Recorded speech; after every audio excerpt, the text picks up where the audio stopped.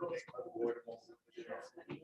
What you try to do is minimize the damage. If they did their expansion joints correctly, if you get a crack, another thing you might do, when you first start to see it. Masonry, drill it, like you would have last window. See, just stop it. Now this one went from one inch to the other. Of the area, you know. It had a little bit more of a, what happened was they ended up cracking some like original concrete. And so they saw it, they got rid of it. But I think they made it a little bit too big and it had a little too pitch in it. Made it look like is what it is. He's just being I silly. can't. Where It he- was two spots that I wasn't real with. I said divorce, and he never did anybody come back and fix it. And the thing is, they'll have it in their contract that it's gonna happen. They'll have cracks that are unavoidable. If they get their contract right. Well, I'm sure they did. And trust me, after they got their final payment, we figured out. It's amazing how they have two gas. The same with the grass people. I had to have the grass people come back out because there was one that's like, I thought it was a seam, but they said it wasn't. It's a hole. I don't like the way it looks, but they said as time goes on, so. It came out. Right out here, we got to see where it goes. Yeah, so I think it came out, we fluffed that whole yard, and did everything looks better, but a guy around the corner actually was like, the company that like.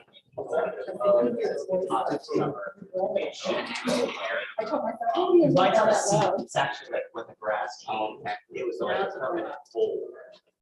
That makes sense, so like, where, when they hold it, it's a little. Should we lift this thing up real quick? It looks like it's not. How many guys want to help move this piano? You strong guys over there? You strong guys over there? Oh, he says strong guys. Come on, boys, you're strong. Go now. Oh, wow. All men over here. Young and. We'll just get it up in the right spot and then we'll lift one section at a time. Up here.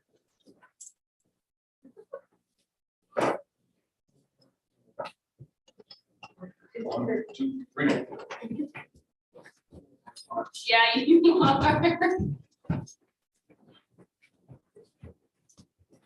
I get this much. Toes, is it over? Yes. Okay, we got a electrical box right now. We don't want to go there. Let's rotate it this way. I could see. Oh, I got two. Spin it and it's gotta go back some. Does it have to go in the same spot? I might as well. That way? Yeah. Where are the things? They were on top. Go back. On this one. Really close. And where's our coaster going? You want to do the front first? Good job, Adam. Great team effort. On it, To the up there. left. It distributes the I'll put it in the same. Go team go. Finger Go team go. Eric, move the, Wait, hold on. Up, in it. Go, bro. up, up. the wheel has to go toward the wall. Okay. Yes, yes. There you go. This one has to come this way. Lift the front up. Yeah. Which way? Towards the pulpit. Like that? Oh, the pulpit. Yes, it has The to other go up, pulpit. yeah. All right. Then, Oh, we got That, it. that We're actually good. distributes the weight more evenly on the Is that piano. down? That's the problem. yeah. Got the Do last you one? want this one moved over more, Jamie, or no? Eric, That's good. Is it under? Yep. Yeah.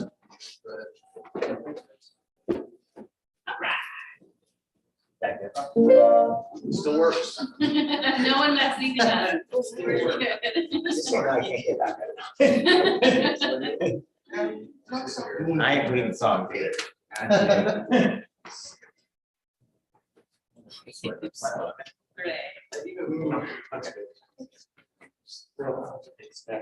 Rob, does that detune it? Does that detune it when it gets go? Yeah. Yeah, I get to blame all my mistakes on the piano today. I'll give you now. So, did we move it?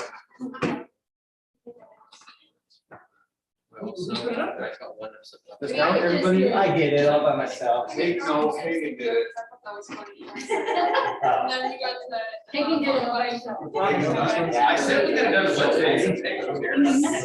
You guys should be active. You guys like, me. Sleep. Oh. Yes.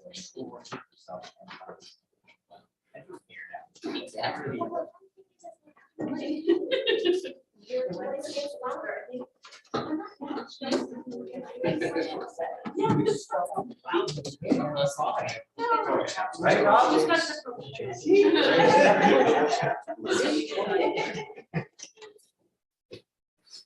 Good morning, everybody. We'll be singing the great hymns of the faith. 424. 424.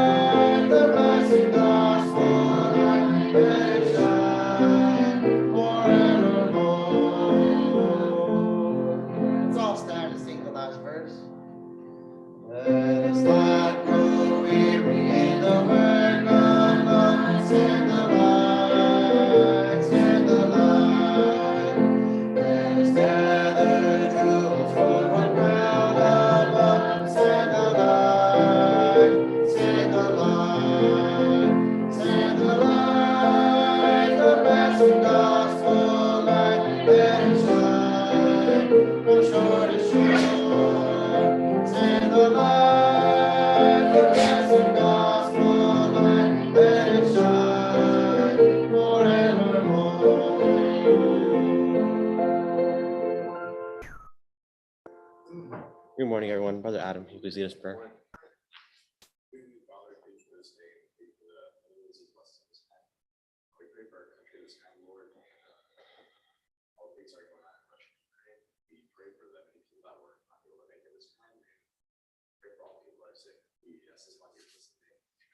Amen. I'm going to be starting off this morning in John chapter 8, verses 12. This is a topic that this church has taught me very well, just through their actions. And it really is something that is important, and especially today. Let's see here.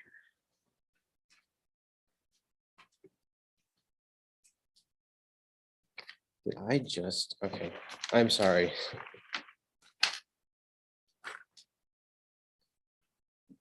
Yeah, John chapter 8, verses 1 through 12.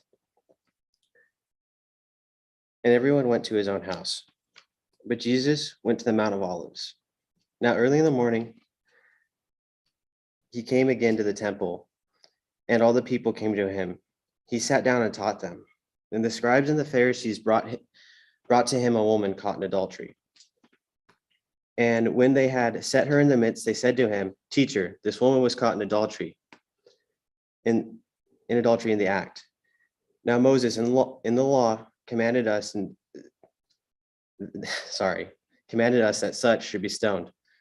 But what do you say?" This they said, testing him, that they might have something of which to accuse him. But Jesus stooped down and wrote on the ground with his finger as though he did not hear him. So this is about casting judgment. It's important that in our walk with God that we don't come across as people that are judgy, and that's something that this church is amazing at, and it's really humbled me and taught me a lot, watching everybody here being so welcoming to all sorts of people. And in today's age, it's churches are looked upon as being very judgmental and unwelcoming, and I don't see it here, but it's important that we keep welcoming people no matter how they look or what they prefer to be called or anything. And then into verse 7. So when they continued asking him, he raised himself up and said to them, he who is without sin among you, let him throw the first stone at her. That's huge right there. Just that one sentence. God is the only one that can cast judgment. He's the only one without sin. And what I can take a lot from this, but what I really want to take is that we're all guilty of sin. So we have absolutely no right to judge anything. The only thing we're supposed to do here is spread the word of God and be loving to even our enemies. And verse 8, and then he stooped down and wrote in the ground. Then those who heard it, being convicted of their conscience, went out one by one, beginning with the oldest even to the last. And Jesus was left alone, and the woman standing in the midst. When Jesus raised himself up and saw no one but the woman, he said to her, "Woman, where are those accusers of yours? Has no one condemned you?" She said, "No one, Lord." And Jesus said to her, "Neither do I condemn you. Go and sin no more." When Jesus first came here, he didn't come here to condemn us. He came here to save us. And in the later verses, it gets into that. And being welcoming to all walks of life, it goes an extremely long way in witnessing to people, because people want to go places where they feel welcome. And I see nothing but the utmost love, and everyone here is so welcoming, and it's really taught me a lot and humbled me. And I really thank you for all for that. And then I just want to finish with verse 12. Then Jesus spoke to them again, saying, "I am the light of the world. He who follows me shall not walk in darkness, but have the light of life." The world's pretty dark out there, and if we can be a little bit of light just by being welcoming to people, it goes miles towards our witness. And that ends my devotional.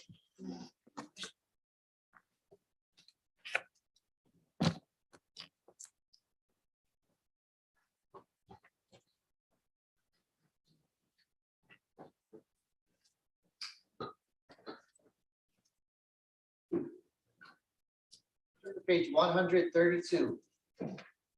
132.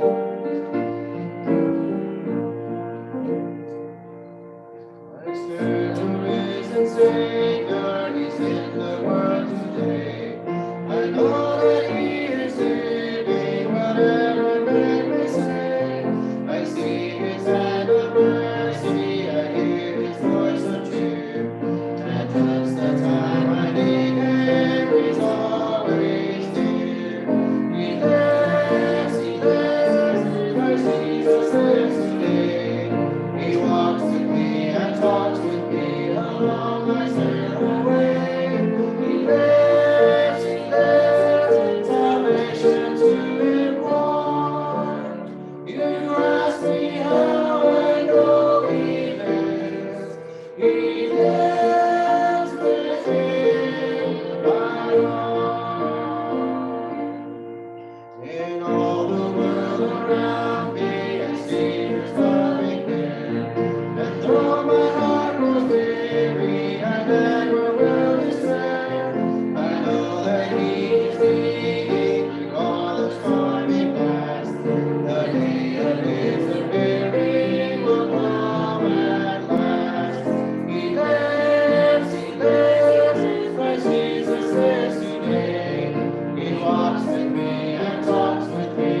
long I sailed away.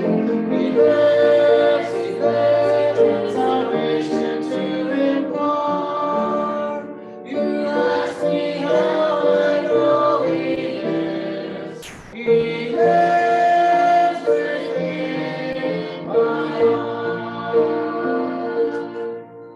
Rejoice, rejoice, O Christian, lift up your voice and sing. Eternal hallelujah to Jesus Christ the King. The hope of all who seek Him, the help of all who find. None other is so loving, so good and kind. He lives, Christ Jesus lives today. He walks with me and talks with me, how long I sail away. He lives, salvation to impart. You ask me how I know he lives. He lives within my heart.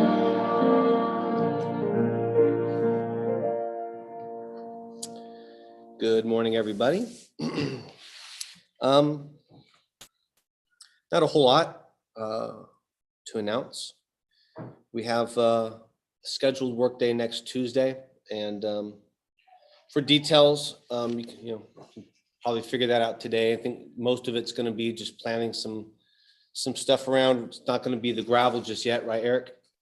So we won't need everybody, but we'll have to follow that up with another workday that we don't have scheduled just yet. But there'll be one more big workday before the association meeting, and you notice there's even more cleared out in the parking lot. So things are just about ready to get everything nice and tightened up, and have just a few weeks, about a month away, right? So just over a month, about a month and a week until the association meeting. So let's be mindful of that. April 7, 8, and 9. I can't remember where I wrote it down. I know I put it in here somewhere. I think it's March 20th, right? Yeah, March 20th will be when Brother Perfecto will be here. He'll be preaching for us in the afternoon. I also, just so that we're, it's not really an announcement, and I didn't get permission, but I hope it's okay. After the meeting, it's going to be a pretty exhausting meeting. So we'll probably talk about making a motion at some point, maybe Wednesday or one of these weeks leading up to the meeting. But we'll make that Sunday after the meeting just a single service. It'll be a really exhausting few days. I'm thinking we'll probably have leftovers. So it'll be one of those days where we'll have a single service, we'll eat together, eat some leftovers, and then just go home and sleep. That's my plan. So along with that, I asked Brother Corey Kearns if he would preach for us that Sunday morning. He'll be down for the meeting. I'd appreciate getting the morning off, at least from preaching. And so I know I'll be exhausted and tired, and my brain will be fried. So while he's down, I thought I'd grab Brother Corey Kearns. So if everyone's okay with that, then that will be our plan for the meeting. And one other thing, prayer request wise, Brother Dave, he got his staples out, but he's got a lot of recovering to go. But on top of that, he's going to probably have quite a few doctor's visits. He has one on Tuesday. They weren't able to get the results of his pathology test yet. So that will be coming, I believe, on Tuesday. It's obviously an important diagnosis, or at least, finding out, we want good news, but the doctor is very hopeful. He's very pleased with the way things are healing and the way things look. So let's just be in prayer for Brother Dave and Sister Barbara. Still, a lot going on there. He chose to stay home today just to take one more Sunday, take it easy. And, glad he's making smart decisions like that. That's the other prayer request I would ask for, is just continue praying for Caden and my family. And we have a doctor's appointment as well. So nothing's changed, but we gotta, we have a doctor's appointment, start coming up with a new plan of attack on figuring out, what's attacking his esophagus and causing it to close up the way it is. So keep us in your prayers, keep him in your prayers. Any other prayer requests, any announcements or anything on your hearts, Treva? Rick's up north. He's at Modesto right now. So I pray for him and continue praying for Melody. I know that Treva's been asking prayer for her, and Probably doesn't want to sound like a broken record, but it's a very serious prayer request.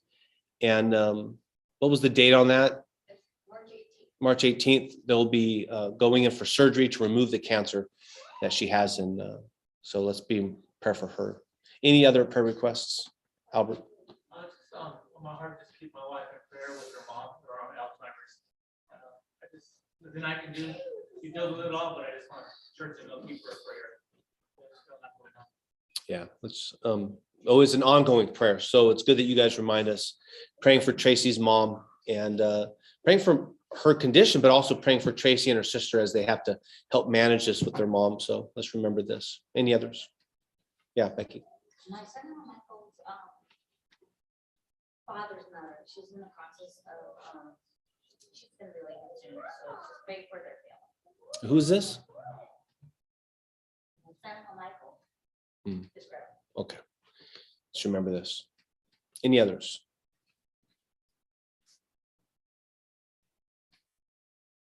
We're all good? Okay. If we're all good, then let's have our morning offering.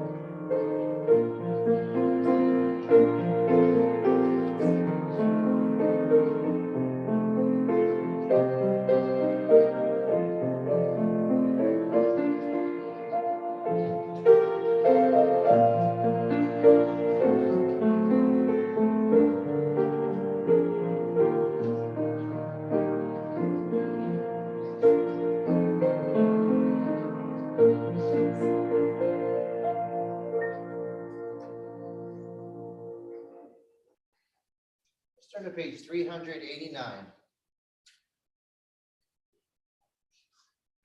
389.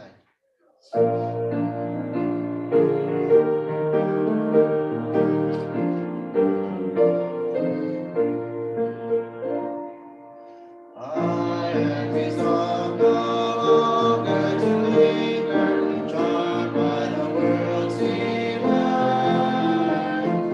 Things that are higher, things that are nobler, gaze onward my son. I will hasten to him, hasten so glad and free. Jesus, greatest, highest, I will come to thee. I am resolved to go to the Savior, leaving my sin and strife. He is the true one, He is the just one, He hath the word of life. I will hasten to Him, hasten so glad and free. Jesus, greatest, highest, I will come to thee. I am resolved and who will go with me, conference without delay. Taught by the Bible, led by the Spirit, will walk the heavenly way. I will hasten to Him, hasten so glad and free. Jesus, greatest, highest, I will come to thee.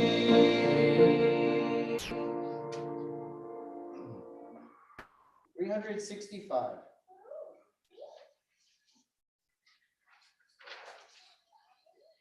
365.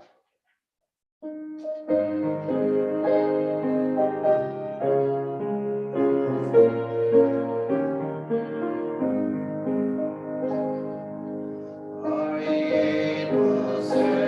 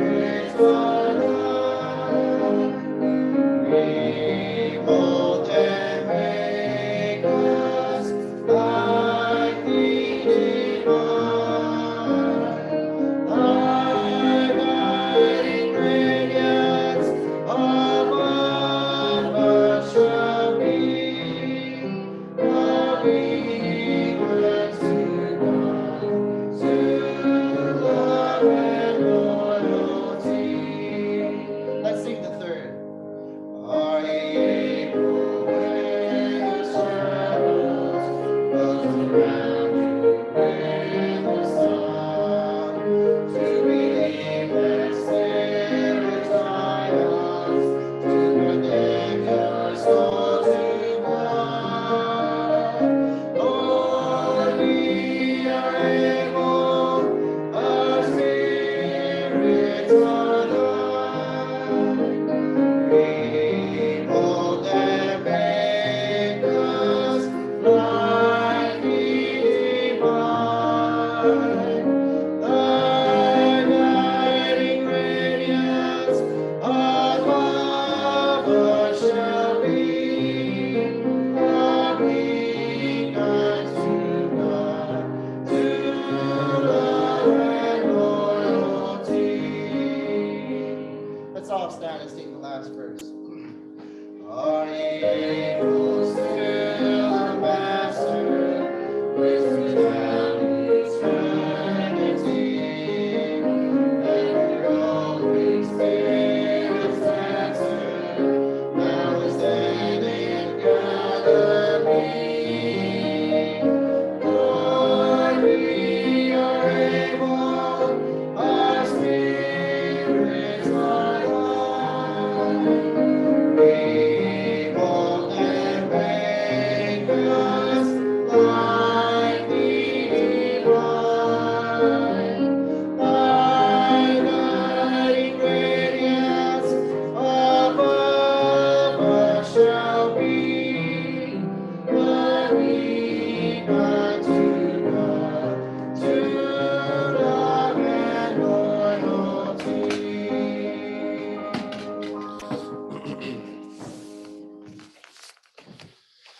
Let's go ahead and bow our heads and go to the Lord in prayer. Brother Derek, would you lead us in prayer, please? Heavenly Father, we thank you for this privilege of being your help today. Pray that all things that are said might bring honor and glory to your name. We thank you for Jesus who died on the cross for our sins. We thank you for this body that we can serve you in, Lord. Pray you might be with Brother Nick and the message right now. Be with our hearts and mind that we might be open to receive your word. Pray you might forgive us for our sins. We ask it in Christ's name. Amen. Amen.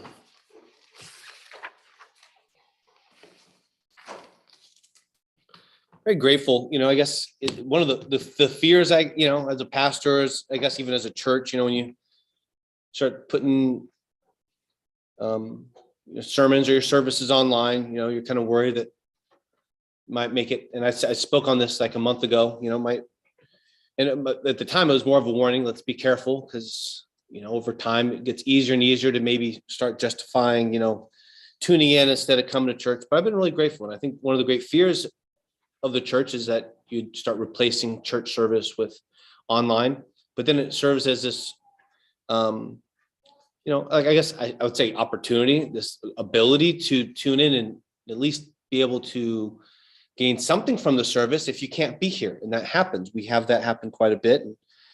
And had multiple members that, have spoken and said that they're very glad that we have it aired, because when you can't be here, it's great. And thinking of Dave and Barbara, they're always here, miss them, but I'm glad they can at least tune in and be a part. So it's a good thing.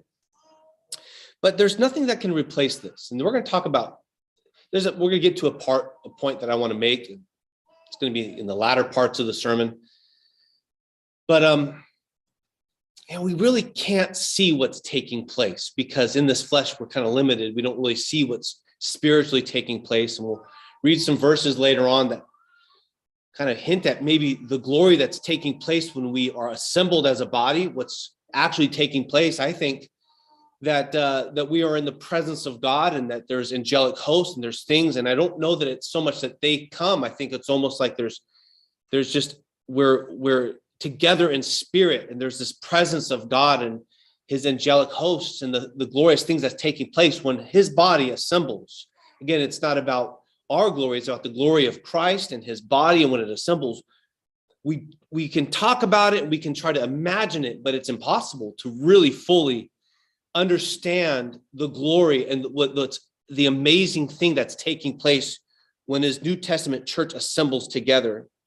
And something is taking place right now. And then what we want to do is it's no other time in our life that's more impactful than when the body assembles, because we're never in a stronger, better way in the presence of God, and never in a better place for God and his spirit to move and affect us and convict us. And so, when this time takes, and we have this hour of preaching, but when we assemble together, it's important that we have a proper mindset going into it. We have a prepared heart and mind for what's taking place, even though we can't fully, I guess, know and understand what's fully taking place. We need to at least be somewhat mindful of the fact that what we're doing here is much bigger than me and you and even us together. It's something bigger and greater, and we need to do our best to put on the proper mindset. And we'll talk about some of these things. It's not so much what my sermon's about, but some verses that will point to that. Let's start off this morning in the book of Exodus and read a few verses here.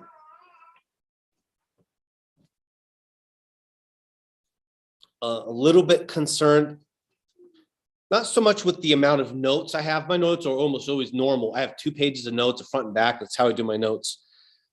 But I know going into my notes that I was going to have to take small, bullet point notes, because there's just so much in these verses and so much packed in that I really, again, we're always prayerful for the sermon and for our hearts and minds, and hopefully for me.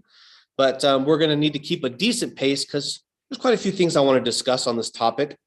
And I titled my sermon, Fires Consuming. And if you've already looked at your Exodus chapter 3 title for what's this passage is, and we're going to be talking about the burning bush. At least we're going to introduce the topic from the story of the burning bush. And so let's start off in verse 1, Exodus chapter 3, verse 1. It says, "Now Moses was pasturing the flock of Jethro, his father-in-law, the priest of Midian, and he led the flock to the west side of the wilderness and came to Horeb, the mountain of God. The angel of the Lord appeared to him in a blazing fire from the midst of a bush, and he looked, and behold, the bush was burning with fire, yet the bush was not consumed. So Moses said, I must turn aside now and see this marvelous sight, why the bush is not burned up. When the Lord saw that he turned aside to look, God called to him from the midst of the bush and said, Moses, Moses. And he said, Here I am. And he said, Do not come near here. Remove your sandals from your feet, for the place on which you are standing is holy ground. He said also, I am the God of your father, the God of Abraham, the God of Isaac, the God of Jacob.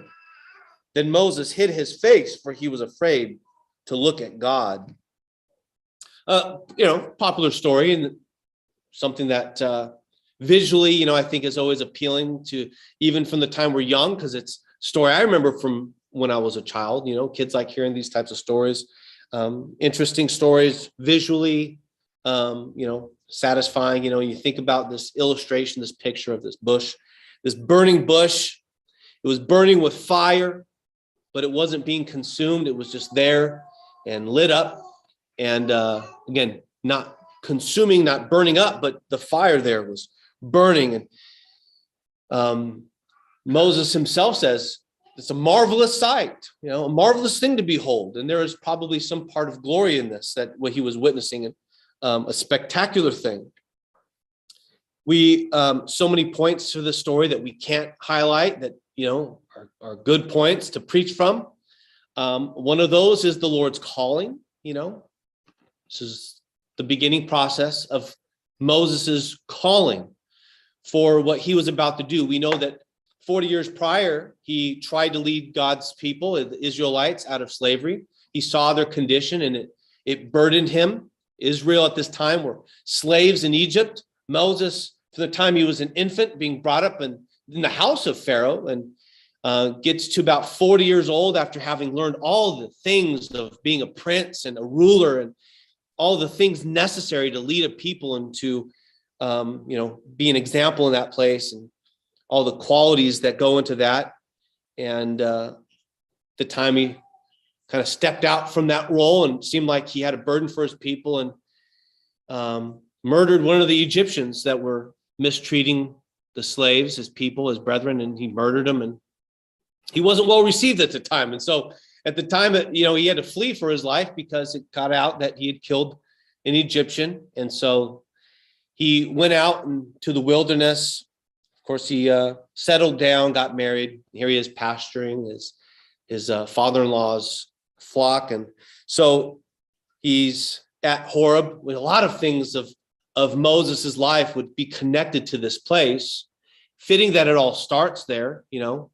So many things in my life have been impacted here. It's kind of personally like my Mount Sinai, you know, so many spiritual things have happened here. I wasn't born again here, but I was raised in this church, and it's just always had a special place in my heart. My father was a pastor here. We grew up here.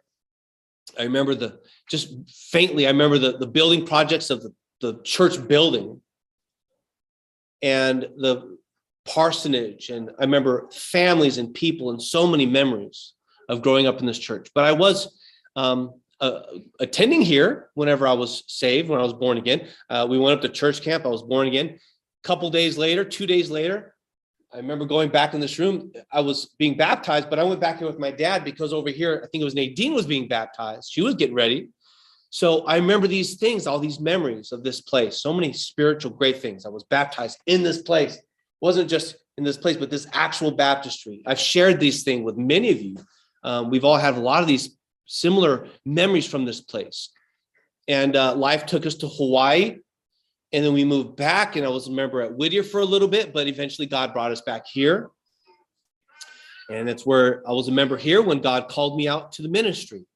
And my ministry, again, took me away. Went to San Fernando, again, back to Whittier for a time. And then the Lord brought me back here. So 3 different segments of my life.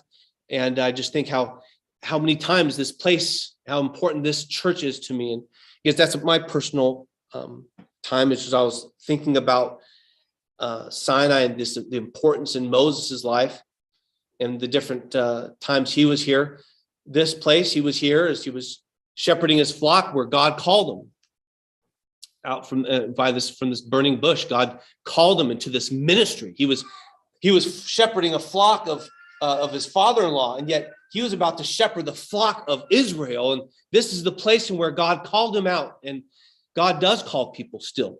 God still calls people, not just to the ministry to preach and pastor, but to our own ministries. God has a calling for us. And it's a great thing to know, a comfort, when all of life and all the chaos and all the things going on, that God has a specific personal place for you. And God calls us unto him. And not just out from the world, and not just from a life in the world, but a life unto him, which is great. But in that life, a particular role to serve him in his New Testament church.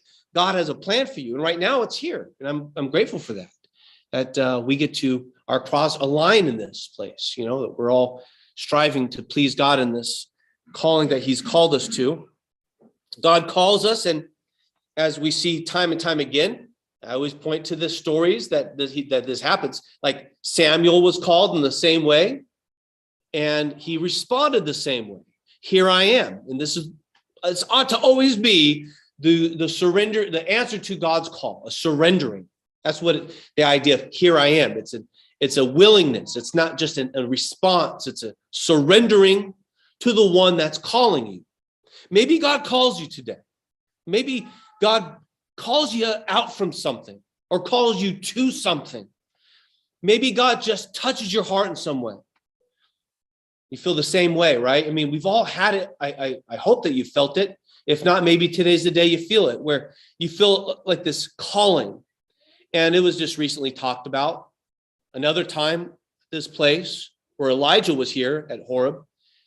And, the Lord was in the mighty wind, all these powerful things. He was in the still small voice. But as we take this moment out from our chaotic life, from all these fires that are burning around us, that we take a moment to just be at peace in a place of safe haven where we can let our guard down and let God speak to us. Moses, Nick, insert your name here. Here I am. And we answer the call of God, whatever God has in store for you today. And so many times I felt God call my name here. A special place, the special church, the special house of God. Maybe God calls you today. I pray to God that if there's something you need in your life, that you open your heart to his calling and you respond with just a willingness and a surrendering. Here I am. He calls him. He says, here I am. And then another part of the story, we don't have time to spend a whole lot of time, but as he approaches the bush and he answers the call, he's told to stop because this place is holy. When you're in the presence of God, it's holy. It's an important thing to take note of. And the removing of the sandal was a thing he was asked to do. When we come to church, we are in the presence of God, and we don't take off our shoes here, but there needs to be a reverence to what's taking place. This is holy ground, and it's not the building, it's not the actual place. It's the assembling of God's people, where 2 or 3 are gathered in his name, not claiming it, but actually meeting in his name. There I shall be in their midst. It's not some weird expression. It's a very literal thing. It's just not a physical literal thing. It's a spiritual thing. And we are in the midst of God, and he is in the midst of us right now. This is a holy place. Holy things are taking place right now. We've seen, this is where we're going to start. Let's get into the sermon. We've seen and experienced a lot of fires as of late. We've seen them through our life, many fires, but there's just fires all around us, isn't there? In the last couple of years, we touch on quite a bit because it's been a very chaotic and just so many things going on. In fact, I'm not going to make light of anything. It just, again, I think the riots are very, that have taken place, especially, looking back last summer. All the riots, was that last summer, right? Yeah. It's just time frames, right? There's been so many fires. I'm losing track of what years, what's taken place. But when all the riots took place, what a picture of the world. What a perfect picture. And say what you will about the riots themselves, the chaos that was there, but it's kind of very symbolic of the world we live in now. It's chaos. It's just, everything is so chaotic. So many fires are burning in the world right now. COVID is being the thing that we would probably say is the kicker, right? The Kickstarter of all this. And since that time, it's like, what's going on? We've talked about this so many times. It's just been a chaotic couple of years. Something happened there. And we know there's always been dividing lines and there's always been people on extremes, but something happened a couple of years ago that sent people way out there. We've just seen it. It's been a constant. And not just some people. It's like half of the world went nuts. It's not because they were afraid of COVID. I mean, everyone took it serious. It's just because things just got divided. And now we have such again, we talk about it quite a bit, so I don't want to keep beating a dead horse, but these polar extremes. And people just lost their way. And, we talked about that wisdom of the world, and people, as they've just been given themselves over to the world and the carnality of the flesh, it leads to this demonic place. It's not of God. It's very separate, very distant, and it's getting more and more extreme. And it does go both ways. It's not a political thing. There's people have gone off their rocker, and COVID and the riots, fires burning in every sense. And again, we can't even begin to start naming all the fires going on. Inflation, look, and I don't want to strike fear into our hearts, but I think as God's people is one, we want to be a people of faith to know that whatever comes, God's going to bring us through the fire or into the fire, whatever it is, God will be with his people. And that was true of Shadrach, Meshach, and Abednego. It will be true of us. Whatever fire is next, however big it might be, God will be with his people. We'll come out through it, or maybe we'll be delivered unto him through the fire. But there's some more fires. And this is just the beginning of what I think are fires that lead into the things we read about in Revelations. These fires that consume a third of the earth. Read about the trumpets. A third of the trees, a third of the grass, a third of the ocean, a third of the rivers, a third of mankind. And they're all going to be consumed in fire. The fires of life, the fires of war, fires of judgment, whatever. I think it's the fires of war. That's what I think. I think the trumpets are war. But a lot of people think different things. But regardless of where it comes from, there's fires coming that are going to consume lives and maybe ours. That's the truth. But, we have to be a people of faith, and we're confident that God will bring it, whatever that means. We're going to live our life unto the Lord. Inflation is a serious fire that could possibly, and all the things with currencies and changes of digital currencies. There's a lot of things in the works right now, a lot of things. And then we're not talking about cryptocurrency, governments that are talking about making changes that could quickly bring America to its knees. I mean, just a change in global currency, and the world's economies are built on the US dollar. But when that changes, things change, or things are going to change drastically for us here overnight, immediately. And we think inflation's bad. We could see a collapse of our global currency, and it could be worthless. And the amount of chaos that will ensue and how quickly it will be. COVID was nothing if there's an economic crash here in America. There's what we saw in the stores and the chaos, that is the riots. None of that even begins to scrape the surface of what we'll see here. But again, that's a fire for another day, I guess. But that fire may come, and not to strike fear in the heart, but this is the point of the sermon is there's a lot of fires going on, but much like the burning bush, the bush was on fire, but it wasn't consumed. God, the Lord is with us. These fires that burn, they will burn. They'll continue to burn. I think from this day until the Lord returns, there's going to be great fires, and it's going to get crazier and crazier, but the fires will burn. And in California, we know all about fires, We know about the consuming fires that burn, but we as God's people, as these fires burn, we will not be consumed. Inflation, possible economic crash. We talk about the things going on in our schools, right? The things being taught, the things going on in the media, the lies. There's lies filling the airwaves. It's just all propaganda. It's all politics. And we don't know what the truth is. A lot of times we have to kind of form it for ourselves. We wish we had people that would be more factual with their information and less political, but it's just the world we live in. And there's war going on. Adam brought it up in his prayer. Things going on over in Ukraine. That's nothing new. It's not that big a deal. And it's not that it's that crazy. It's the way that the world's freaking out over it. It's like, I don't know. It always depends on how people respond based on their opinion of the war. Now, we've been involved in other people's business since I was a kid. Always going invading other countries, but it was righteousness, right? In our eyes, we were doing the righteous thing. Therefore, it was good and godly. Just say that Russia doesn't think they're doing the righteous thing. But whenever everyone's against it, the world freaks out. And again, I don't know what this is going to lead to, but everyone's freaking out. And I'm not saying that it's okay with Russia. I'm not saying that at all. I'm just saying the world is watching because I don't know. It just doesn't feel different. It feels different to me. Like everyone's watching waiting for something to happen here. And then what this leads into China, again, all these fires that we're watching burn and wondering, what is this going to become? Or what fires are going to take off from this? And what does this mean? We've been watching a couple of years of things being one thing, and then it's made 100 other things, and how crazy things get and how quickly. So maybe the war dies out and then we just move on with their life, and then maybe it becomes something else.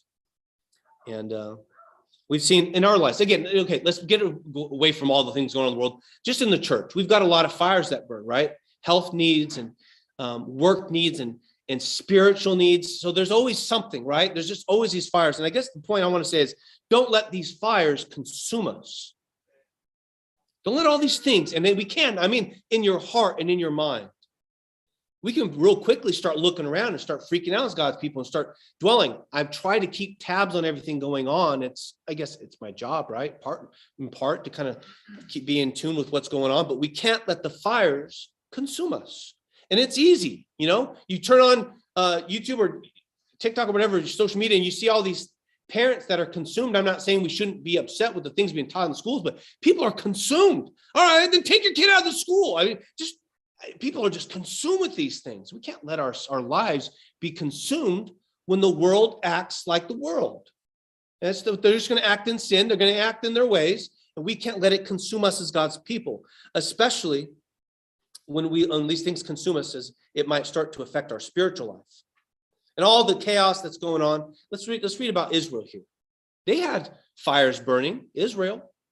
And that's kind of the picture of the burning bush.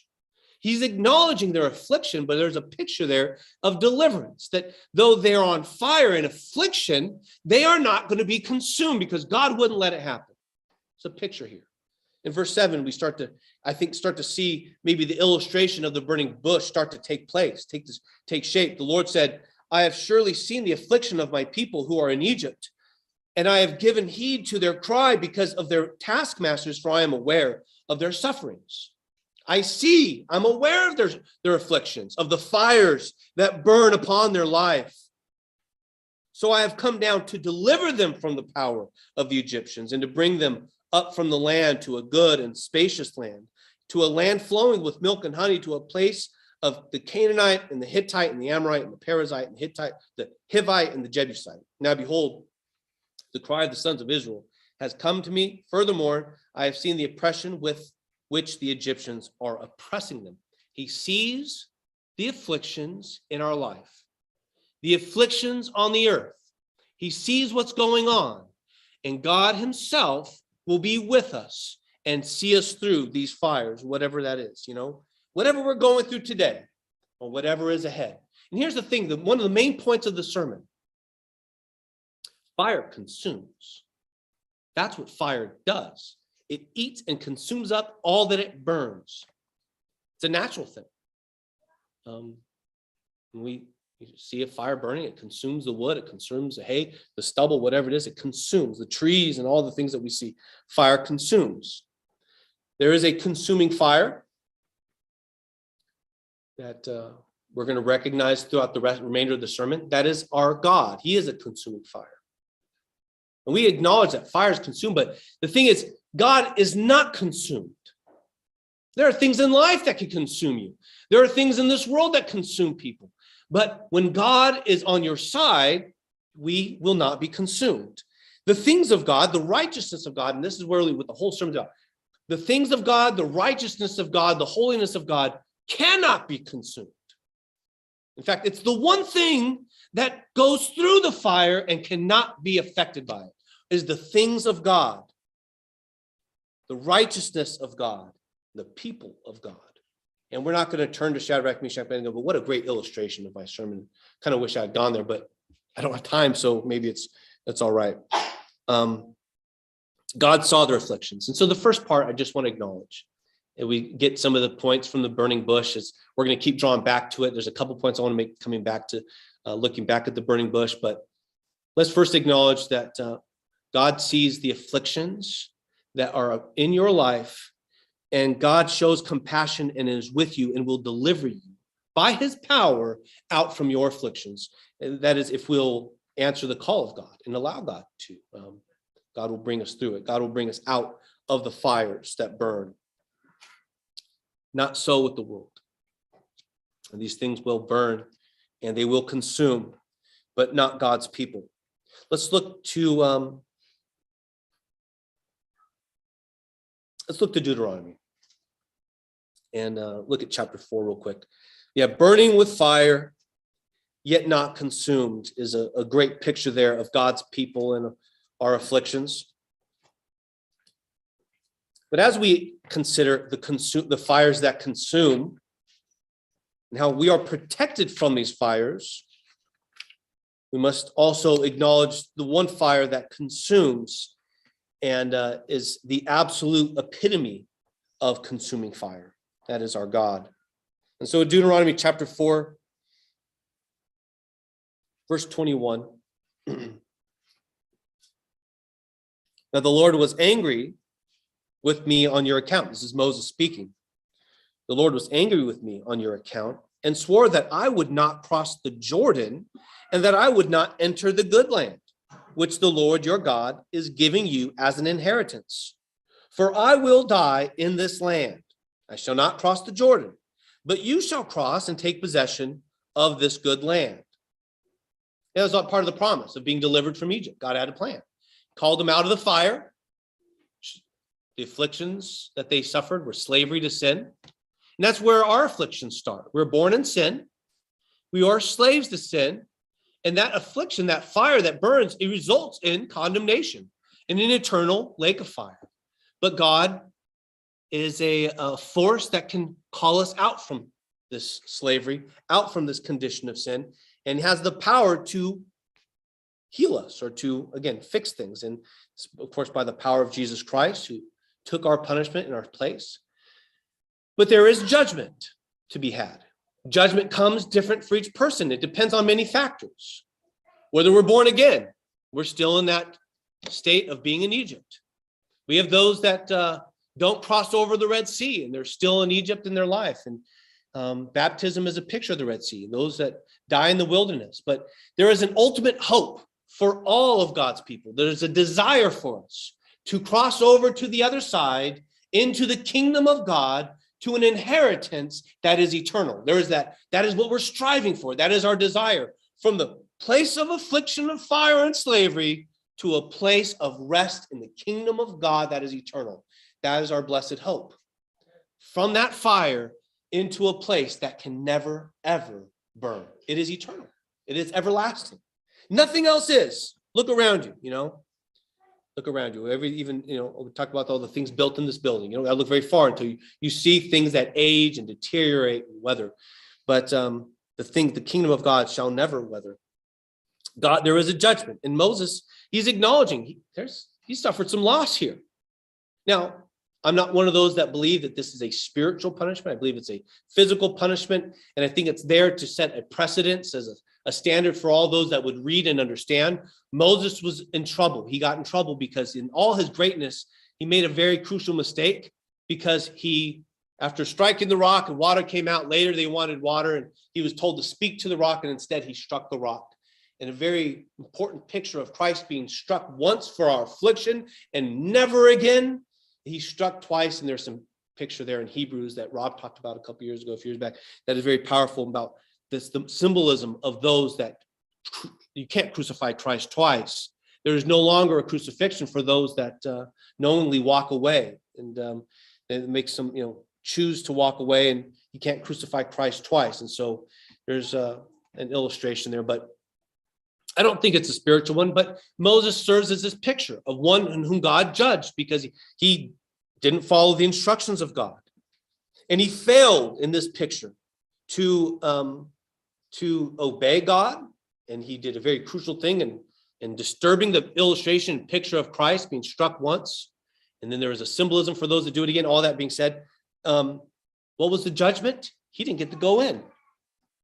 What loss? What loss he suffered. And spiritually speaking, you consider those in whom miss out on all that God has to offer. They will not know.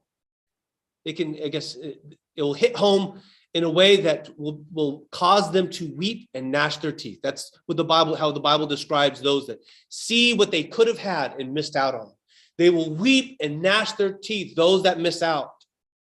They were called into this place, and they failed to obey, and they failed God in their disobedience, and they suffered great loss. Moses serves as a great illustration of that. So watch yourselves. Verse 23. That you do not forget the covenant of the Lord your God, which he made with you, and make for yourselves a graven image in the form of anything against which the Lord your God has commanded you. For the Lord your God is a consuming fire, a jealous God. So this is a threat, yes, a very real and should be very scary threat for the people of God. Don't serve other gods. Don't make other images, because your God is a jealous God, and he is a consuming fire. There's loss, there's judgment. And we as God's people need to be careful about the things we set up in our life that take precedence over our God, over our Father, over the one whom gave his son to die in our place, over the one that offers us his kingdom. We need to be very careful about the things we allow to set up in our life to take that supersede our priority over serving God, setting up idols in our life, because God is jealous. He doesn't laugh it off when we prefer and set up other idols in our life. He is jealous, and he is a consuming fire. It's not, again, there's fires in the Bible. There's great illustrations of fire. Me and Stephanie were talking about yesterday. There's great illustrations of the good things that fire does in purifying. That's not what this is talking about. is talking about consuming. He consumes that which he judges. God is a consuming fire. We can go and turn, let's go and turn over to 1 Corinthians. We'll come back to Deuteronomy in just a second. So maybe keep your place there, but let's turn to 1 Corinthians. Passage that comes to my mind when I think about his judgment. This, again, we've got different stages to this idea of him being a consuming fire. Step one of him being a consuming fire is that he will judge his people. And when his people fail to obey and do the things of God and serve him the way that we are called to serve him, there is loss. Moses suffered because of it. It stands as an illustration. Israel serves as an illustration. Hebrews, that's what that whole letter is about. So it serves as this illustration of what Israel did and the consequences of it, that we not make the same mistakes. So that all serves there. God judges his people.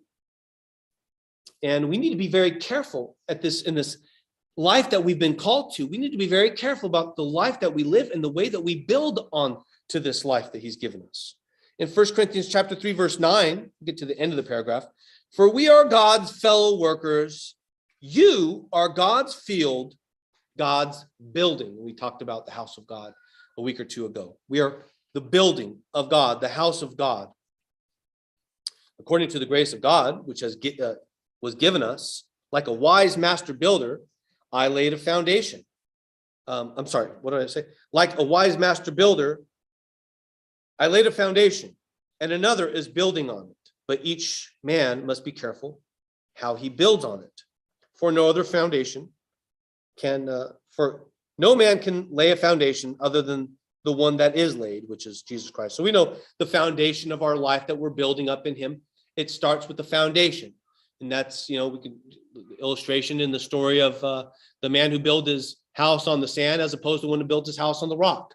The winds blew, the storm came. The one that built his house on the sand, it blew over, could not stand. The one that built his house on the rock, it endured. So we have a foundation that is firm and steadfast, as able to be a foundation to build a house that stands. And in this illustration, we have this foundation in the Lord. It's talking about our life and the way that we build, and also in part in this church. So we have this foundation in the Lord, and so we have a calling to build a life, to build up the body of Christ, and to build up our family in the Lord. We got to be careful about the way that how we go about doing this. Verse 12, now, if any man builds on the foundation with gold, silver, precious stones, wood, hay, straw, each man's work will become evident. For the day will show it, because it is to be revealed with fire. And the fire itself will test the quality of each man's work. If any man's work which he has built on it remains, he will receive a reward. If any man's work is burned up, he will suffer loss, but he himself will be saved, so as also through fire. I skip the we have to be careful about the things the way that we build up this life. There are righteous works, things of God, the things he's called us to. Again, bearing fruits in his name. I guess this is the best way to describe it, because I got to be careful about not making this the rest of the sermon. I just want to make the point and move on. Our works are filthy rags. It's not about us. Everything we produce is burnable. It's all the wood, hay, and stubble. It's all the things that are consumed. Everything that man produces is burnable. Only the things of God will endure. These precious things that we're talking about. These are the things of God. Outside his body, there is no righteous work that God can that will endure God's judgment. Only the things done in him and through him in his body are able to stand. Our works are filthy rags. The whole Old Testament points to this. We cannot please God in this flesh. God is not impressed with your works. Now, nothing you've done has God ever been impressed with. It's the works of Christ that please him. And so we serve him through Christ And God is pleased, but it's not our righteous works. It's not the things that we do that God's like, wow, I'm so proud of you. It's filthy rags. It's Christ that he's pleased with. So that's the importance of his New Testament church. And we do our best to put off sin. And through him and his name, we just make ourselves vessels that God might do something through us. And he's pleased with that because he does the work. It's his body, it's his church, it's Christ that he's pleased with. And again, it's important that we take note of that. It doesn't mean we don't do good. It doesn't mean you don't help people. But again, there's a difference between doing good because Christ reigns in your heart and doing good because it makes you feel good about it. You know, if we give money to a homeless person and then it's about us, that's wood, that's burnable. But if you just share your life with others and you do good because Christ is in your heart and you let Christ through you, then again, that's precious. That's a precious work. A lot of these things are mistakable by man. It's hard for man. Like, yeah, you would know the difference between a piece of hay and a diamond, in life. But spiritually, it's hard for us to decipher. We don't know. And James did a great job. We don't know. We don't judge. God judges. We don't go around picking out what works are done right and what's not. We simply, we humble ourselves and we make ourselves a vessel and hopefully God can do something good. We strive and we allow him to work, but we don't judge others' works. It's hard to because we can't see what it is. One thing could be done for one reason and it could also be done for another reason. It could be done for God's glory or because the love of God reigns in your heart. And it could also be done because you want others to see you and be impressed. So God knows, but God knows. We don't know the difference, but God knows. Be careful about the life that you build up in Christ. Be careful about the way you build on this life he's given you, the house we're building with our life. We're going to talk a little bit about the ark. Noah every day went out and built the ark, every day. When his sons were finally born, they helped out. Built this ark. Why? To endure the judgment of God.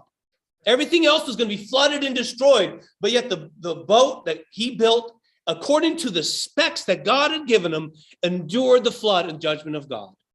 And one day, and this is where the sermon's going, one day the judgment of God is going to be poured out on this earth. Everything of man will be consumed, but only, see, we're not building an ark. We're building up a house. This is our own ark. And as we build it up as Mount Vernon, as I build it up as the head of my house and in my own individual, we build this ark. It is for the preservation of our lives and our families and each other for the judgment of God. So his fire is going to lick up everything. Everything will be consumed. But all that will stand is this, in this illustration, is the house we build up in righteousness in his name. And that and only that can be stand. Because here, let's just real quickly. What could stand against the power and the consuming fire of Christ? Nothing of man. Only he can give the ability to stand against that judgment. So we recognize him as the source of righteousness and all that is good. He is the only thing that is able to stand up against his own judgment. And so we put him on, we do work in his name, and again, we build up his house according to the specs that he's provided us. It has to be done according to the things that he's given us and the way he's told us to do it. Any other way, it's like Cain's offering. He didn't accept it. We don't get to just make up how we serve God and do it our own way. We don't get to just serve God our own way and expect God to honor it and accept the offering. God has given us truth. He's given us a life to live in it, that truth, and he's given us the works. And we're going to talk about this afternoon, being workers, and kind of talk a little bit about that. But let us be careful as God's people to be careful about the way that we build up this ark, this house, and make sure that we're building up in a way that will endure the judgment of God, because we will stand in the consuming fire of Christ, and the only thing that will be left are the things of him, only the righteousness of him. So let's turn back to Deuteronomy. That kind of seems like a good ending point, right? I went chronologically through the Bible. I guess not chronological. I went in order, not chronological because it was written in order, but I went in order, Deuteronomy 4, and now we'll go to Deuteronomy 9. want to start off with God's consuming fire towards his people, because God's judgment is not just for his people, but it's for the world. It's also for his enemies. That's the intention of it, to remove the things that are not of him, that only the things of him remain. As they were, as Moses talking about the crossing the Jordan, talks quite a bit about that through Deuteronomy. Something he mentioned, let's just read the verse, something he mentions here in Deuteronomy 9. It says, "Hear, O Israel, you are crossing over the Jordan today to go in to dispose as nations." You're crossing over the Jordan today to go in to dispose as nations greater and mightier than you. Great cities fortified to heaven, a people great and tall, the sons of Anakim, whom you know and whom you have said, whom you've heard it said, who can stand before the sons of Enoch? Know therefore today that it is the Lord your God who is crossing over before you as a consuming fire. He will destroy them and he will subdue them before you, so that you may drive them out and destroy them quickly, just as the Lord has spoken to you. So we think about this consuming fire. Not only, it's good, it's all good. The consuming fire is perfect, it's great. It removes sin. It removes all that is not of God. It is even good that it will judge us. It's good. It's not good if we're not ready for it. The consuming fire removes all that is unrighteous, that only the preciousness of his righteousness remains. Works towards his people, it will judge us and helps us through life even. I think that's a good thing to take note. It's like, as we're allowing God to judge us in life, it's important that we prepare ourselves, because the things that when we allow God to judge us in life and to purge out sin, it's to prepare us for his final judgment. And that's the one that truly matters. But it also works for God's people. It consumes us in judgment and prepares us, but it also goes before us, as it says, as you're about to cross over the Jordan, know this, that your God is a consuming fire, and it's already going before you to prepare the way for you. Now, look, they didn't walk in to empty villages and empty towns, empty cities. Now, think about the way, though, that God prepared this. They went in this conquest, and they overcame every enemy. And of course, they had some failures, Ai and place like this, but that was because of their disobedience. But when they obeyed God, they would come to places like Jericho, follow the instructions of God and march around it, and just watch the walls collapse. Look at the way that God prepared the way before them. God prepared the way for his people to accomplish the task which he called them to do. And here's the thing, God will never let us go through a fire that he is not able, or that we are not able to overcome, not with his help at least. There will be fires. And the idea of him going before us isn't to just consume the nations before us that we just get to walk in, is to prepare it so that we are able, we still are required to be obedient. God doesn't want a people who get to just go in untested, but knowing that the tests are all things that God has allowed beforehand. He's removed anything you can't overcome. Whatever is before you, your life, as you serve him, anything that might actually overcome you, that's too much for you to bear, he'll destroy it. He's a consuming fire. He'll go before you and eat it up. You'll never even know it exists. I wonder, I don't know if you ever wondered this. I wonder the things he's removed from before me that I never knew about, because he consumed it. I never knew about it. What hardships, what challenges. And so we have that confidence that this consuming fire, the thing that can consume all things, that will one day consume all things, it goes before us as a church, as families, as individuals. God is going before us, preparing our way, making us able to overcome whatever it is that's before us, still requiring us to be obedient through it. We got to be obedient. We got to do our part. We have to see this through. We have to fight the good fight. We have to finish the race. And just knowing that God is going before us, that should give us confidence. I don't know what's next. I don't know what fires are coming. I think there's going to be a lot more. And I think they're going to be difficult in some regard. but God is going before us. He's already making way for us to overcome these things. And I guess the challenge for me is always like knowing in faith that whatever happens, you know, to the US, to America, to California, you know, I want to be a man of faith and knowing that God will get me through it. But I also know that we want to be a little bit prepared, you know, and so we have to find that balance, making sure that we have faith. But if we see trials out ahead of us and possible hardships, that we're somewhat equipped to deal with them physically. But our confidence doesn't come in our preparations. It doesn't come in our reserves. It doesn't come in our bank accounts. Certainly shouldn't. That definitely shouldn't. If we have food on our shelves, it doesn't come there. Our confidence comes before the consuming fire, our God that is preparing a way for his people. Let's keep moving. Hebrews chapter 12. So we see his consuming fire in the way it judges us, the way it will prepare a way before us. It consumes challenges that are too much, threats, and it consumes the enemies of God. But these verses right here we're about to read, they might seem a little out of place in regard to everything we're reading, but it's going to hopefully make sense when we get to the latter parts. But let's read these in Hebrews 12.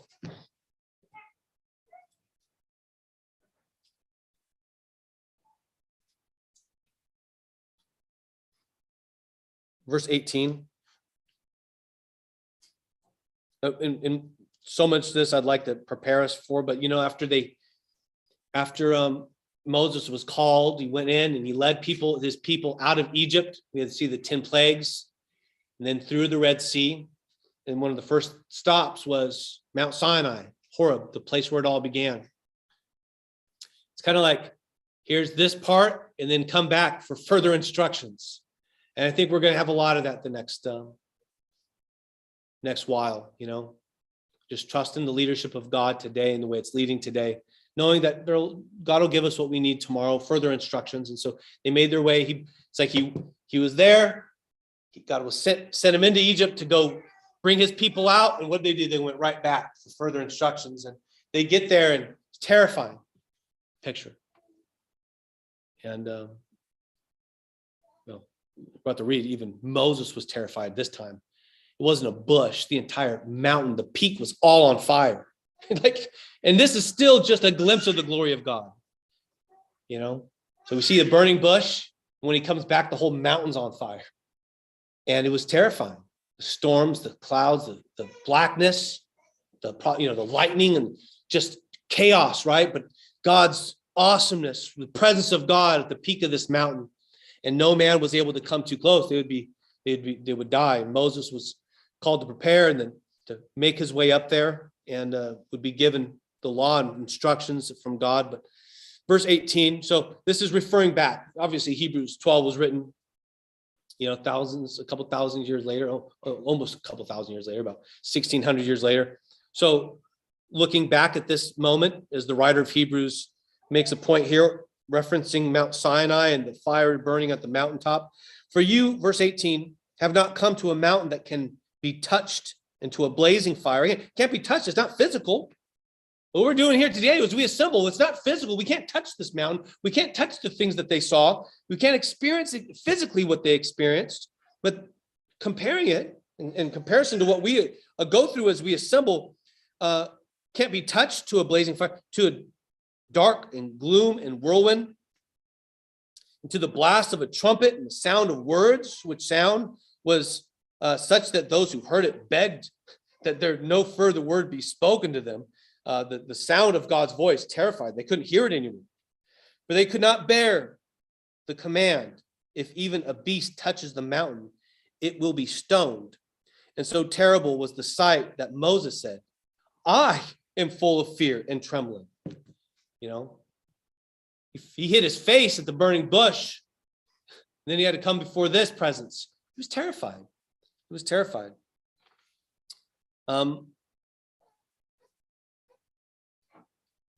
Speaking of consuming fires, I'll just make reference because we got to get to my final points. Exodus 24:17 refers to what they saw, the glory of God at the peak, that as it burned in the eyes of man, the glory of God was a consuming fire in their eyes, you know, his glory was a consuming fire to their physical eyes. But let's keep reading here. Verse 22. But you, in contrast, you have come to Mount Zion and to the city of the living God, and the heavenly Jerusalem, and to myriads of angels, to the general assembly and church of the firstborn. You are enrolled in heaven, and to God, the judge of all, and to spirits of the righteous made perfect, and to Jesus, the mediator of a new covenant, and to the sprinkled blood, which speaks better than the blood of Abel. And again, I kind of highlighted this, but as we assemble together, we are brought from death into sit in the heavenly places. As we are God's people, as we assemble together, it says we've caused us to sit down in the heavenlies. And I don't think it's just a figure. I think, again, there are the glory of what's taking place, you know. It's contrasting what they saw in physical form into the awesomeness and even far greater glory that's taking place in the assembly of the firstborn. We have come in the presence of God in the heavenly Jerusalem, and to the into the heavenlies, and it's something that we need to take note of as we assemble together. But let's keep reading because I want to get to my final points. See to it that you do not refuse him who is speaking. For if those did not escape when they refused him, who warned them on earth, much less will we escape who turn away from him who warns from heaven. And so as God speaks to us, not from a mountain, not from a fire, but from heaven itself, as we come before God, as the heavens open up, and as we become in his presence, as we open our hearts for God to talk to us, if they didn't escape God's judgment, who said no to him there, how much less can we escape his judgment, who say no to him now and here? If God is calling you, Moses, Moses, may you call out to him today, here I am. Do not refuse him. In general, not just in being born again, just in life, let us be a people who are obedient and always following his instructions. Verse 26, and his voice shook the earth then. Again, the power of his voice then. But now he has promised, saying, yet once more I will shake not only the earth, but also the heavenlies. And I think starting to kind of point that the ultimate illustration of what the writer's talking about isn't even so much here, but just speaking of what we're looking forward to and the glory that is to come. See, we don't get to see all the glory of what's going on around us, but that's what we're aiming for. That's where our hope is. That's what we're looking forward to. When we get to take in this form, in this, not maybe on this flesh, but in a glorified person and visually, physically, and get to see and to behold the glory of God and all the true heavenly glories of God. How much greater those will be. This is what we are preparing ourselves for.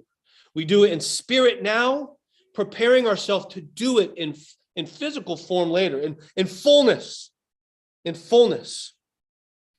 He shook the earth then, but again, kind of pointing at this all kind of speaking to a future thing that we're all looking forward to. Yet once more, I will shake not only the earth, but also the heaven. What he did before from Mount Sinai was nothing compared to what he will do yet once more. Let's quickly glance at that. Let's read about that. This expression, yet once more, denotes the removing of those things which can be shaken. Now, he's shaking it. The idea of shaking it is to remove the things that can be shaken, to knock it down, to remove it, to leave only the things that cannot be shaken. Again, that's the idea of the consuming fire. Denotes the removing of those things which can be shaken, as of created things, the things of man, the things of earth, all things that man creates of this earth, of this life, so that those things which cannot be shaken may remain. Therefore, since we receive a kingdom which cannot be shaken, let us show gratitude, by which we also offer to God an acceptable service with reverence and awe or fear. For our God is a consuming fire. And so we talk about God, our judgment, and not just future, but here and now, shaping us and the way it should affect the way that we build onto this foundation he's given us. the life that we've been called into, the way he's preparing us to go and do the things that he's called us to do. But there comes this final judgment of mankind. And his earth, his voice, this idea of shaking, he's going to shake the earth one more, but not just the earth, the heavens. Everything will be shaken so that everything that is shakeable and removable will be consumed and removed. That only the things of him, all things of earth, all things of creation will all be shaken and removed, yet only the things of God will remain. For God is a consuming fire. And considering this, therefore, verse 28, since we have a kingdom which cannot be shaken, let us show gratitude by which we offer to God an acceptable service with reverence and awe and fear. So considering this, we have that hope, but then let us acknowledge that as we make ourselves, as we're grateful, let us show that gratitude by doing the things of God. Let's close out in 2 Peter and just a few verses here and bring things to a close.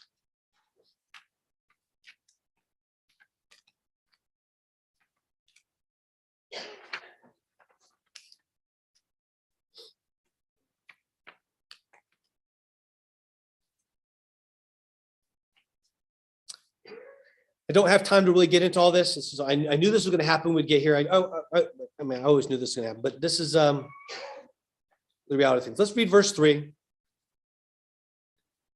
And if I don't get to preach all these verses as much as I want to, then let's let the verse, let's read and read with our hearts open and understanding.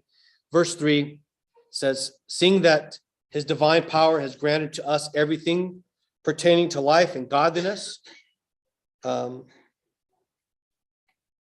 through the true knowledge of him who called us by his own glory and excellence. For by these he granted to us his precious and magnificent promise, so that by them you may become partakers of the divine nature, having escaped the corruption that is in the world by lust. Now for this very reason, also applying all diligence in your faith, supply moral excellence, and in your moral excellence, knowledge, and in your knowledge, self-control, and in your self-control, perseverance, and in your perseverance, godliness.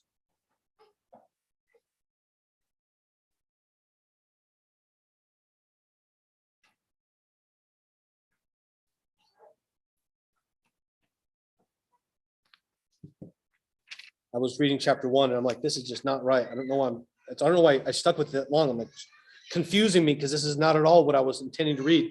Anyways, chapter 3, I'm sorry, 2 Peter chapter 3. Verse 3. Know this first. Now this sounds more familiar. Know this first of all, that in the last days mockers will come with their mocking, following after their own lusts, and saying, where is the promise of his coming? For ever since the fathers fell asleep, all continues just as it was from the beginning of creation. For when they maintain this, it escapes their notice that by the word of God, the heavens existed long ago, and the earth was formed out of water and by water, through which the world at this time was destroyed, being flooded with water. But by his word, the present heavens and earth are being reserved for fire, kept for the day of judgment and destruction of the ungodly men. And we see this, and I guess we just glance through these points and just bring things to a close. But these words, we're talking about the coming judgment of God, is being preached for millenniums. And there gets to be this idea of almost this, when's it going to happen? This mentality of man that almost thinks it a joke that we've been talking about the judgment of God, but this world is being reserved for a day of judgment, and it's coming quickly. It's coming soon. And he references here, Peter, this judgment of God that took place in the days of Noah when floods came and consumed man, and he judged man with water. He said, I'd never do it that way again. But now we're being reserved for a different judgment of fire that will devour and destroy and consume ungodly men. Verse 8, but do not let this one fact escape your notice, beloved, that with the Lord 1 day is like 1,000 years, and 1,000 years like 1 day. The Lord is not slow about his promise, as some count slowness, but it is patient toward you, not wishing for any to perish, but for all to come to repentance. That's the desire of God. This consuming fire, he's trying to prepare man. In our sin, we will all be consumed. And in his compassion, he gave us a means to overcome his judgment through his son. And so he gives us this a way out. And so considering that his judgment is coming, and it's coming to devour all things of earth, all things will be consumed in his judgment. But he has given his son to escape this judgment. So consider this. He's patient and he's loving. What's taking him so long? His compassion. He's giving man opportunity to turn into him and build up an enduring house, an ark of preservation of his final judgment. He's not wishing that all perish. He's wishing that none. And so he gives us the means to overcome through the blood of his son, Jesus Christ, through the power of his New Testament church, his body, not wishing that any should perish, but all come to repentance. But the day of the Lord will come like a thief, in which the heavens will pass away with a roar, and elements will be destroyed with intense heat, and the earth and its works. It will be burned up, all of it, the earth and all its works, man and all its things, and all its efforts, all its works will all be consumed, all destroyed. And it will come out of nowhere like a thief in the night, unprepared. Not that there was any preparation that one could do, I guess, physically against it, but the desire of God is that we be prepared in spirit, that we be not caught off guard like those that will be caught off guard by the thief. Since all these things are to be destroyed in this way, it's like all these idols that we make up that get in our way, that distract us. Considering that all these things will be destroyed in this way, what sort of people ought you to be in holy conduct and godliness? And again, it's not our conduct, it's not our godliness, it's him and his. And so we submit unto it. And so we live the best life we can and ask God to help us along the way.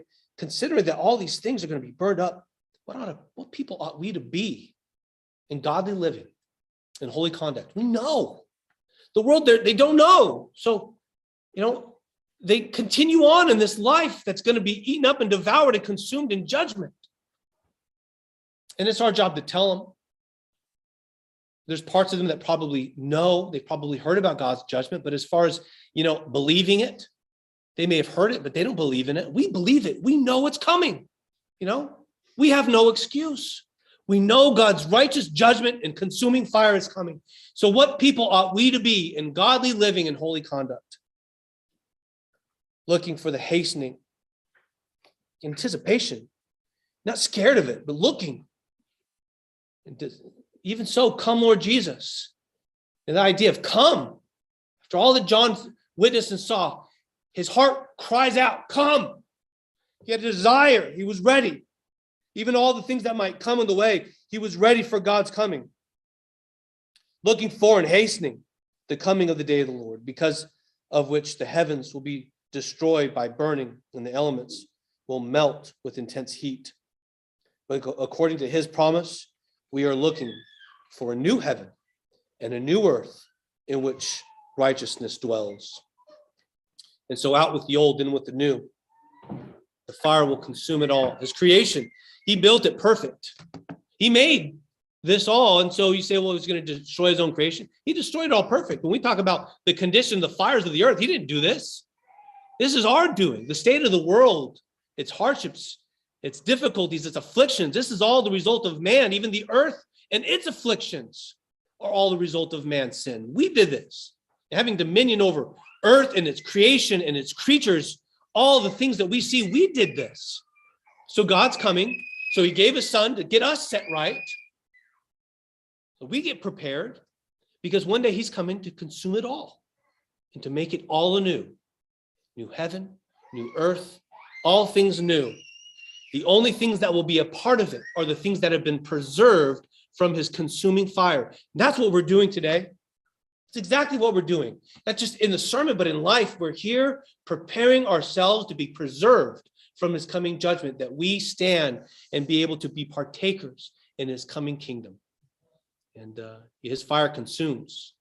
But like the burning bush, when we stand in holy ground and we stand in his presence and we allow ourselves to be shaped, we will be preserved even from it. Burning, yet not consumed. Let's go ahead and stand and sing a verse of song. If you don't know the Lord as Savior, now's the time. Now's the day to do it. Now's the day to trust in him. His judgment is coming. And the fires that burn around us should scare you. They should. But even infinitely greater, the fire, the consuming fire that none shall get past. I was watching a video. You know, there's a man. It's as impossible as it sounds. There was a man that lived through Hiroshima and Nagasaki. He was at both. They were a day apart. He left one. And he was in the blast, and he lived, and he went. It was Hiroshima first, right, and then Nagasaki. So he went there, and then he was in that world. He lived through both. People live through crazy things. You know, you talk about consuming fire, nuclear warheads. Consuming. But when it comes to God's judgment, there's not going to be any stories of people who escaped it. They're going to try, but none shall escape the judgment of God. And if you're here today and you're not ready for his consuming fire, then this is your day, your opportunity to say, here I am. What page? 204.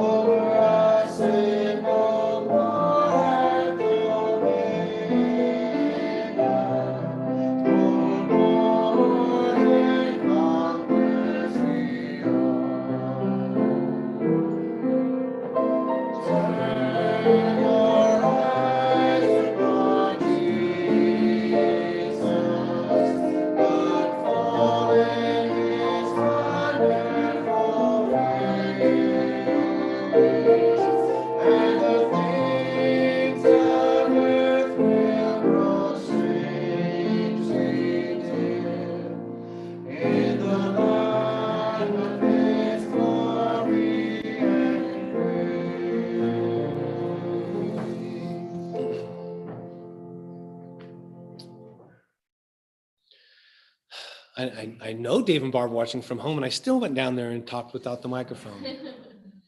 I'm sorry, Barbara. But I corrected it, and here I am. So we're going to close out at this time, and if there's any needs, if there's anything on your heart, you can always talk to me about these things. And you know, can you imagine seeing all the things, the craziness, all the fires the last couple of years, and the things that are coming, and not having the Lord in your life? I feel sorry for those that don't have the Lord, that have that comfort, that presence of knowing that whatever there is, that we're going to endure. So if there's anything that touch your heart, you can always talk to me. Any last thoughts, any prayer requests, anything at all before we get lunch? Yeah, Julia. Just again, please keep Mother's mom in prayer for surgery next Monday, and she's feeling really scared. So just keep her in prayer. A week from Monday? A week from Monday. Okay. Let's remember Mondo's mom, her surgery is a week from tomorrow. Anybody else? Yeah, Paul. Just want to praise and a prayer request. I was surprised that we got called to my boss's office and got promoted. I didn't expect it to happen. But thank God for that prayer, blessings there, or, to be able to do your job. Great news. Thank you. Thank you for sharing that. So. Any others? Yeah, Mondo. After I get the stormtroopers to head to the press release. Right now? Uh, Okay. All righty. Anybody else? If we're all set, then I'll ask you, Mondo, if you'll dismiss us in prayer. Dear Father, we ask and pray that you be with us as we head out, Lord, and that you allow us to get back there safely. Lord, we ask and pray that you be with the prayer requests that I mentioned, those that have no future, those who are still away, still healing. Lord, we ask and pray that you would remember the prayer requests of all of our sister churches, Lord, those who are sick and ill, Lord, that we still be with them. We ask and pray that you would please bless the food that we're going to be partaking of, Lord, that you bless the nourishment for our bodies. In Jesus' name. Amen. Amen.